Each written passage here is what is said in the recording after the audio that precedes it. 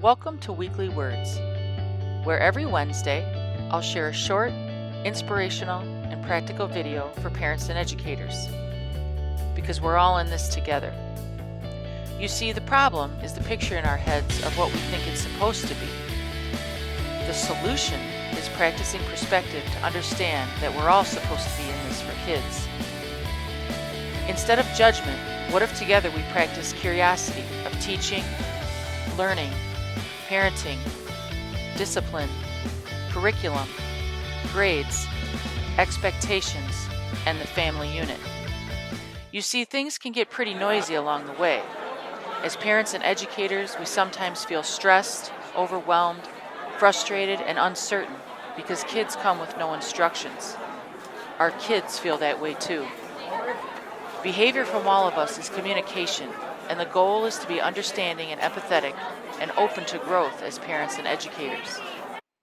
The wave of life can be unforgiving, but we get the opportunity to practice perspective by making this not so perfect world a wonderful place by reaching out and helping each other. Welcome to this edition of Weekly Words. This week I want to talk about what can I do about trauma.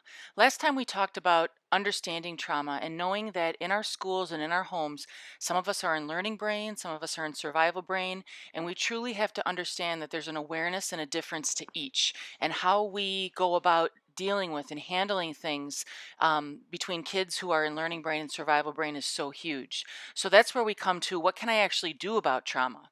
Well, the greatest thing you can do is understand that your actions, your words, and your expressions play a huge role in the outcome of any situation with any child or student who's working through some difficult times.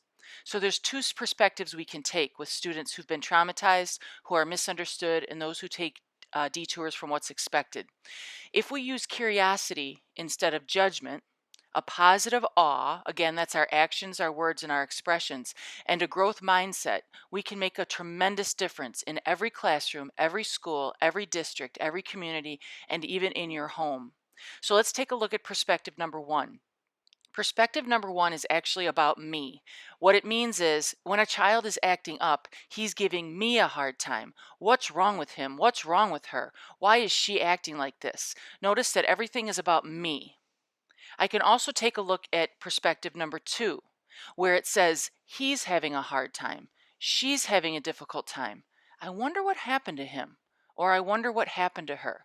See how both of those perspectives put things in a different light when you're looking through the lens of trauma. Your perspective plays a significant role in overall interactions with students and kids. Your awe, your actions, your words, and expressions can actually trigger a student or a child. It can calm a student or a child. It can help heal, or it can make that kid sink deeper into survival mode, making that child unavailable to learn. What that means when you're unavailable to learn is that things in your brain are shutting down because you are not available to hear what the teacher or the parent has to say, and you just shut down. So kids who shut down get in trouble a lot because people think they're being disrespectful, or teachers or educators or parents might think, "Excuse me, I'm the teacher, I'm your mother, I'm your father, why aren't you listening to me?" I'll definitely share with you that there's absolutely nothing easy about working with students and kids who've been traumatized, or who are misunderstood, or who take frequent detours from what's expected. But what we have to understand is that our job is not to fix kids. It's not to fix students. Our job is to guide them on their journeys. And the perspective we take in dealing with kids who struggle is huge. Also understanding that we have to take accountability for what comes out of our mouth, our actions, our words, our expressions, because it is a choice at the end of the day, and we can all be better. I think one of the greatest things to know about trauma is the word compassion. The definition of compassion is sympathetic consciousness of others' distress, together with a desire to alleviate it.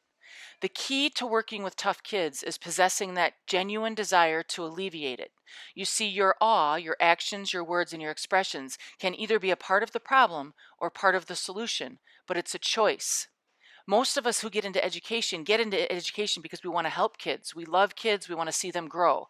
We have kids usually in our families because we love kids. We want to see them grow. We want to help them. But do we have a desire to alleviate any trauma or any issues? That's definitely the difference. One way you can practice this is by thinking about your vocabulary. Good and bad behavior, just put a big X through it, because kids are not good or kids are not bad. Kids do expected things and kids do unexpected things. So an example of that would be if a child is running around the living room, you might not want to say, "You're such a bad kid, stop running around the living room." Or you're in the classroom and the child won't stop talking and you say, "You're such a bad boy, why do you keep talking?" What we really want to focus on is, what I need you to understand is that your behavior right now is not expected behavior. If we were on the playground, you can talk all you want and you can run around all you want. But in the classroom or in the living room, that is not where we run around. The other thing that we need to understand is the perspective we have of, he's giving me a hard time or he's having a hard time. There's a huge difference. And if we can turn that corner of perspective to understand that when kids are having a hard time, we don't have to take that personally, it will change every outcome of every situation we're in with kids. Q-TIP stands for quit taking it personally, because that's really what it's about. Quit taking it personally. People don't wake up every day to make you mad or to make you angry. That's our decision. So I hope this helps and hope to see you soon. Thank you. Remember, the solution is practicing perspective to realize that we're all supposed to be in this for kids. Have an awesome day.